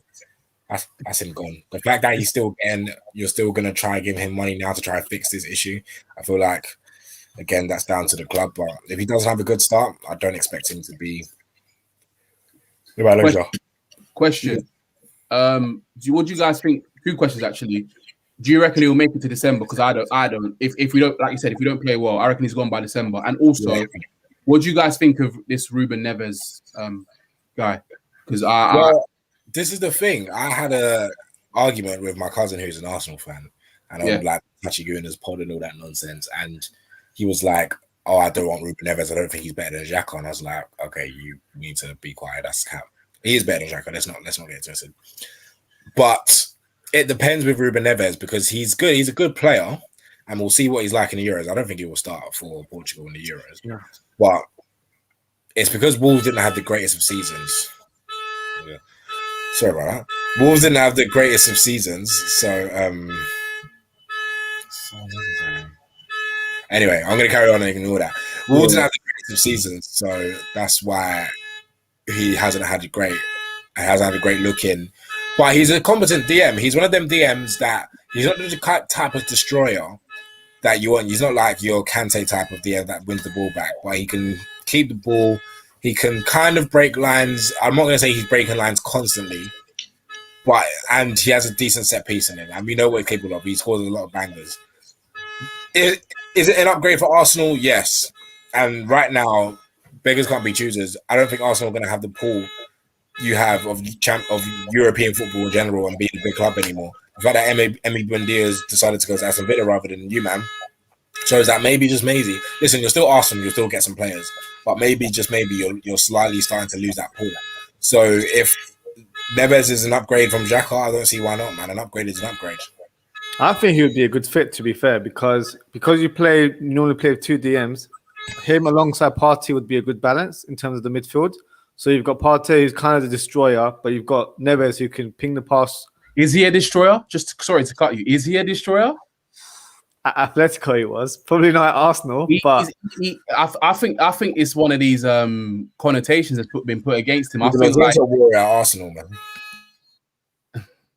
I mean, I just feel like he's not necessarily the destroyer that everyone's making him out to be. He can destroy it. He can destroy. But he can play as well at the same time. He's more of a ball player than he's more of a complete. I think he's a complete midfielder. Complete midfielder, yeah, definitely agree. So I feel like him and Neves would be a good balance in that team. And I don't know if this is a realistic target, but I feel like you need a number 10. So maybe like Hossam Aouar, who's available for 25 million. In terms of money-wise, it makes sense. But obviously, I know, like you said, I don't know if your owners would buy him. That's just is that good. I don't. You see all this Twitter campaigning, and all this TL stuff. I'm not on it. I've seen him, and I'm not blown away. I'd rather get Zaha than get him. Oh, 100%. I like Hossam Aouar, but even when people mention him to Liverpool, I'm not like, yes, we need to get him, because he's not very consistent. Like, he shows glimpses of like great ability here and there, but he normally plays as a number 8. So Premier League, he'll take a bit of time to adjust, because obviously the physicality and the pace of the league, it will be a big shock to him if he plays in that position. And if he plays on the left, he doesn't have the pace to kind of beat a man, especially in this Premier League. So I honestly don't know why Arsenal never signed Zaha, because Zaha has gone on record to say, I'm an Arsenal fan as well. He's from South London. He would love to play for another top London team. So the writing was on the wall for him to go. So he's an Arsenal fan. It's like I know for fact that he's still loves Arsenal, wants to play for Arsenal. That's like, 100%. I mean, that's common knowledge. Everyone knows. Yeah. So I think he'd be a great fit, but it comes from the owners in terms of how much money they'd like to spend into the team. Because at the minute, it doesn't seem like. I think the Buendia deal kind of came to finances that they weren't willing to push that extra mile to get him. Villa probably showed more kind of attention or love, like, we really want you to be part of this project. Whereas he probably didn't see that vision with the Arsenal setup right now. So you're forgetting one key factor, man. One key factor. Agent Emi Martinez. You think he did? You know their agents are the same, right? Agents. Yeah, right now we're in Argentina. You think he didn't go, yo, Emi, man? What's Arsenal saying these days, man? What are they saying? Emi would be like, right, them man ain't serious. They're not serious, guys. They're not serious. I said that last year as well about Martinez. I feel like that was the biggest mistake you could have made. The way he played last season was literally, you could tell he's a top keeper, and he's just gone on to be great right now. So bad. A lot of, like you mentioned, you've basically listed a lot of bad business decisions. Horrible. Financially and in terms of on the field. So when you've got that mixture, it's a disaster straight away. And the thing is, Buendia he's been in Norwich. He definitely watches the Premier League. He can see everything that's with Arsenal. He said, I do not want to be a part of that. Which I don't blame the guy, man. I don't blame him. I don't blame it. I don't blame it either. But like it just compounds everything. And then to top it off as well, we're selling players for loss as well. I mean, you got Shkodran Mustafi, who we bought for 30 million. We've just bought him out of his contract. So you can't even do the Liverpool thing where like you sell your players or you recoup some money and then splash it out on. So our owners, like you said, are crap, but the little money that they give us, because we're so haphazard and there's no strategy or plan, we're not even buying the right people. So even if they don't work out, we can't even sell them for anything. No. When we should have sold at his peak for, he was worth like 40 million last season, they were saying.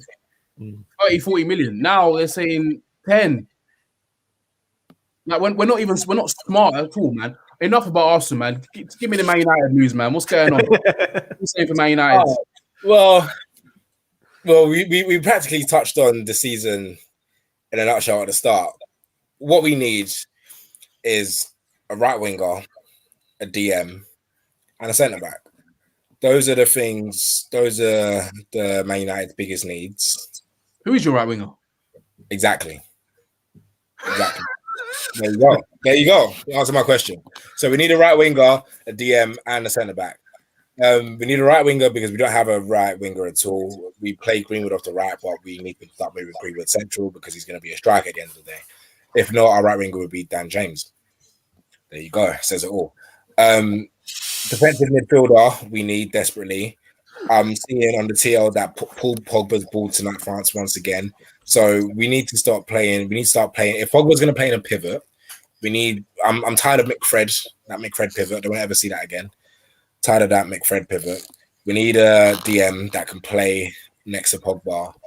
So that I'm not trying to say just not to utilize Pogba. We just need a good DM in general. And we haven't had a decent DM in how long? I don't think we even replaced Carrick in all those years that we've had. If I had to pick one, sorry, say that again. Do you play Fred? I got a question. Sorry. Do you play Fred and Pogba together? And also, do you think that McTominay is actually as bad as he's made out? Or because I look at him and I feel like if he was coached better, I feel like he could be a much better player. I don't know. Maybe it's just me. Maybe I don't watch him enough. No, because he was coached under one of the best managers in the world, Jose Mourinho, and he's still not playing. Right, he's a squad player at best, right? He shouldn't be starting for Man United, which is nothing wrong with that. Decent squad player. I have him in the squad.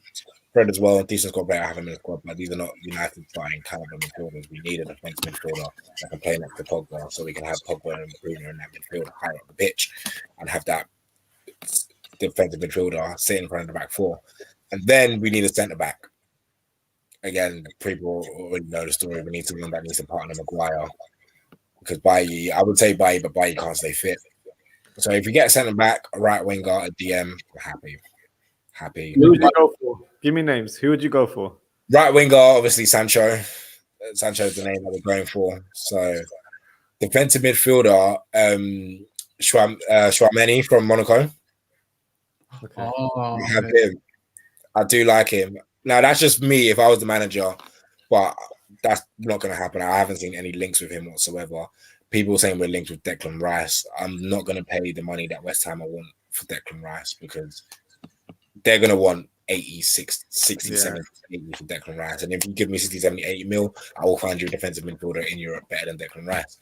So,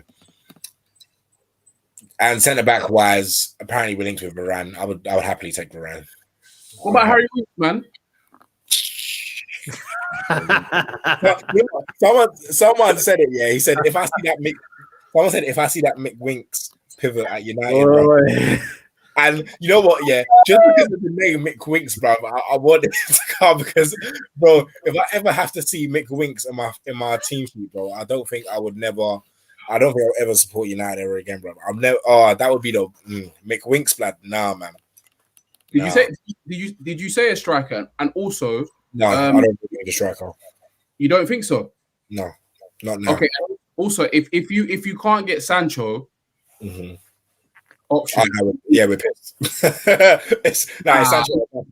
He can't be the only option, man. There's plenty of players that if realistically you can't, because if you don't have a right winger as well, then surely you need two. Well, we have Ahmad. Okay. Well, Ahmad's not ready to start week in, week out just yet. So who's your left wing? Who's your backup left winger then? So in the left wing, we can play Dan James or we can play Rashford, right? Or Martial. If Martial's still about when he's not, obviously he's been injured, but we still got that type of Cavani stays fit. Then we can have Cavani, Greenwood. What if I put in it like as a depth chart, right? I would put Rashford, Dan James on the left, Sancho, Ahmad on the right. And then the strikers would be like Cavani, Greenwood, Martial, and those people can rotate because like we need a right winger desperately because that right winger position will help Aaron Wan-Bissaka with his because Aaron Wan-Bissaka. Bear in mind, as you said, your question to me was who is United's right winger? We don't have one, so especially when we look at Aaron Wan-Bissaka going up the pitch, it looks even worse because one, we don't have someone to help him out attacking wise, and he's doing all the work. So I feel like if we get Sancho, that will make Wan-Bissaka look better because we will create more from the right because we're so focused on the left because of Luke Shaw and Rashford that we barely create from the right. So like we do need a striker when Cavani goes, but that can be next season. We don't. Yeah, I'm shocked. I'm shocked that you're. United fans have said that people that don't watch and listen. There's no. I'm not saying. I'm not gonna get onto you that you don't watch United. I don't watch that much Arsenal. People that don't watch United think we need a striker. We have way more other holes we need to fill in desperately before we think. I'm not saying we don't need a striker, but we have way more bigger holes we need to fill in before we start thinking about a striker. And a lot of pundits say, "Oh, United need to go sign Kane." No, we don't, man. We need a right winger, we need a DM, we need a centre back. Then we can start thinking about a striker. If we don't fill them holes. Don't expect United to do anything next season. Those are the whole thing. Don't you guys need a better number 10? No. Don't you guys need a real number 10? No, we don't, man. Because listen, bro. I'm not even gonna try to defend this brother because I agree with you, and I listen to United fan. I agree with you. I don't like the way he plays, but I can't lie. He's inevitable. Like Thanos, bro. He's inevitable. Do you know what I mean? Like this guy, do you know what it is? Shoot or shoot, bro. Word to your podcast as well. Shoot or shoot. And if you it's a numbers game, bro. Do you know what I mean? If I'm gonna shoot 10 times, 2 or 3 will go in. Do you know what I mean? I might shoot 30%, but that's 3 goals, bro. Do you know what I mean? And I hate that because he loses the ball constantly, and he's just gung ho.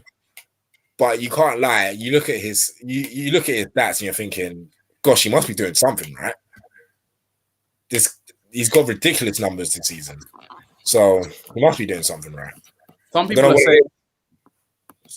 are saying that sorry to cut you, man. Some people are saying that, I think at Sporting Lisbon he played like in like a pivot, didn't he? Yeah, he did. He played in the pivot in Sporting Lisbon. And he does that for Portugal as well. Because some people are saying that what they should do is let Pogba go further up and maybe play that 10 role, that free role, and then make him drop because what I'll give him is he's got the work rate, he's got the engine to get about and stuff. But maybe I don't know if he's got the discipline. But well, no, under Ollie he's got no discipline, so he definitely ain't got the discipline. But he definitely doesn't have the discipline to play in a pivot. Yeah. If he plays in a pivot, if he's not in the number 10, Bruno loses the ball constantly, right? I'd rather him lose the ball further up the pitch than in the pivot. Because if you lose the ball in the pivot, we're pissed. If you lose the ball further up the pitch, he breaks down the attacking play. If he loses the ball within the midfield pivot in front of the back four, then we're pissed because then they can go score. And I'd rather him lose the ball up the pitch rather than down. Do you know what I mean? So that's why. So you're happy to sacrifice Pogba then?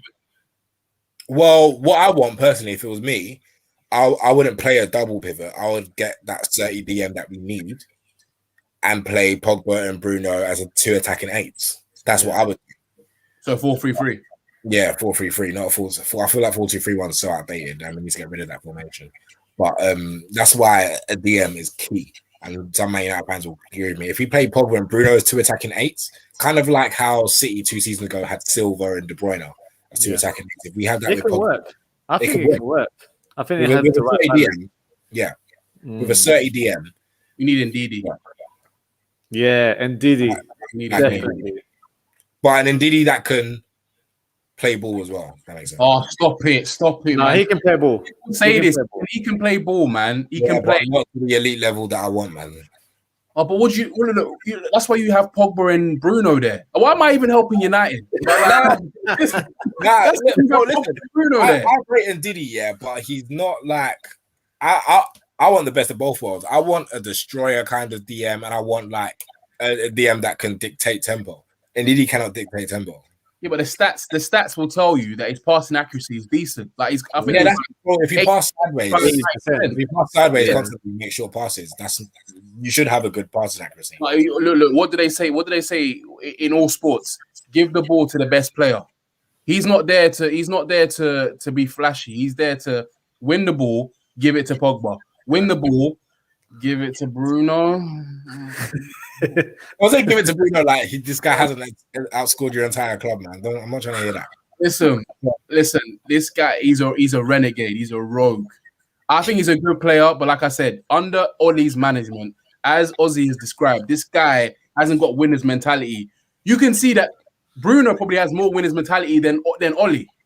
In fact, Bruno tells Ollie what to do, bro. What to do. You know why we got to talk about this. Bruno saved Ollie's job. When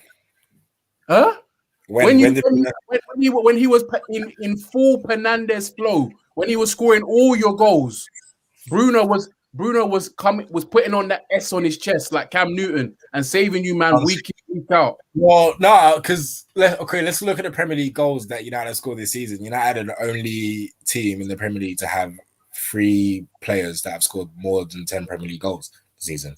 So Bruno hasn't scored all of our goals. He scored crucial goals.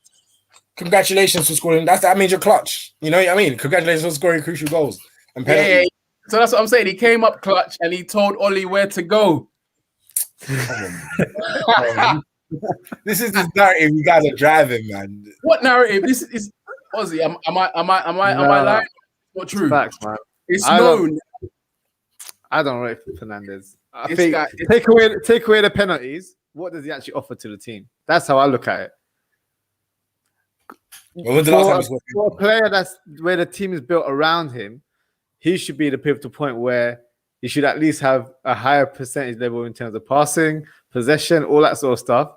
Yeah, if you put Pogba in that frame, I know a lot of people don't like Pogba, but I rate Pogba from like Juventus days and stuff. Like if you give him that role where he can play with freedom, for me he'll be more useful than Fernandez. That's how I see it. He'd be a player of the year contender. Yeah, he's so talented. It's a joke. But Fernandez, like, come on, man. This guy, like, I'm sorry. Listen, I agree with you. He should be dictating play. Fernandez should be dictating play. Who has a better? Obviously, we all know that Fernandez is going for the killer pass, and I understand. But You saying that indeed he should be dictating play. Bruno doesn't even dictate play. No, of course not. But that's because Bruno's gung ho constantly. He gets the ball and he just tries to play the Hollywood ball constantly.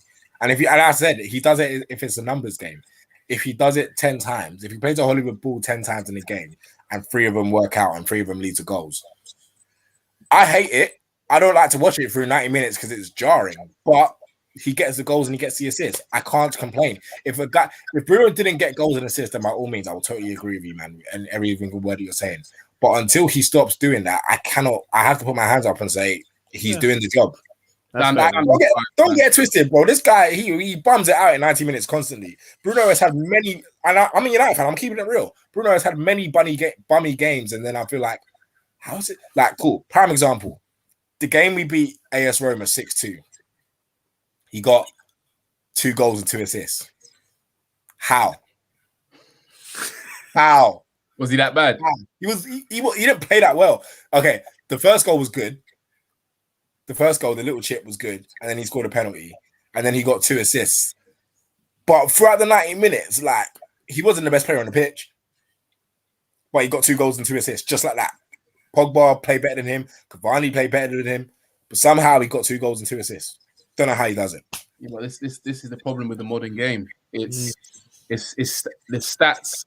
I'm sorry, the stats merchants are out, and it's just it kills me, man. Like, listen, I understand stats merchants, but what we got to realize is that you don't get stats out of nothing. Of course, but then like people will use stats and tell me that Harry Maguire is a great centre back. No. He's not. No, he's not. He's not. Like, he's good. Like, he's a nice guy. I've met him. Like, a nice guy. Like, but he's not a great centre back. Like, he's a good centre back. I reckon he could be better if he was a bit more mobile.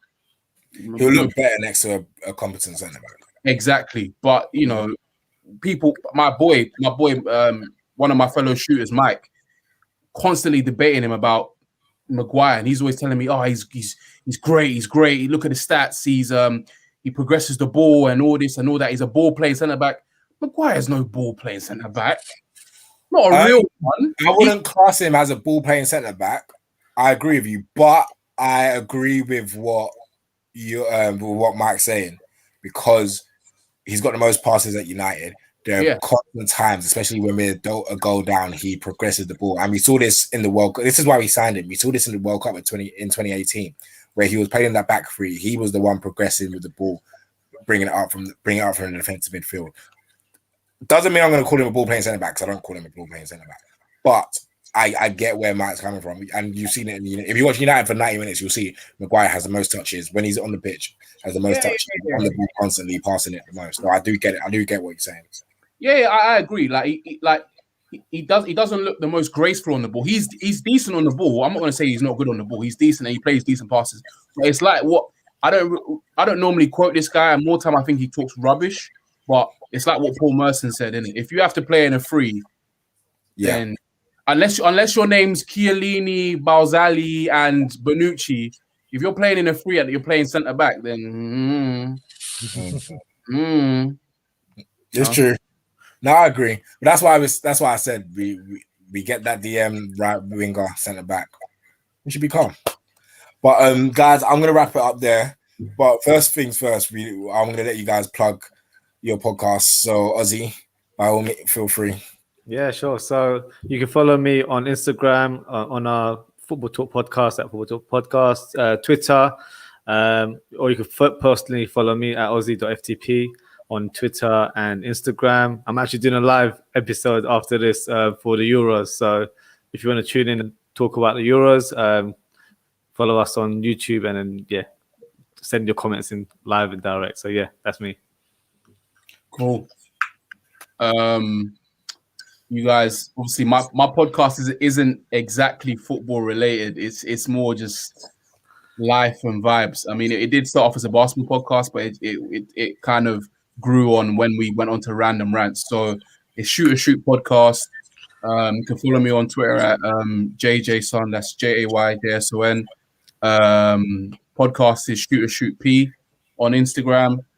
We do weekly episodes. We're on YouTube as well. Shoot podcast, and man, You guys can subscribe, you know, all that good stuff. Check us out. We're quite wild. We're not for the faint-hearted, so Yeah. for the faint-hearted, man. It's real on that podcast, but yeah, man. Follow us. Guys, thank you so much for joining us. There's been another episode of the Undiluted Football Show. Like, share, subscribe, share with your friends. It's been a long episode, but it's been a good one, man. We've got onto a lot of teams. I've learned a lot about Arsenal and Liverpool. So we'll see what the next season holds and what the Euro holds. But thanks guys for watching. Until next time, people.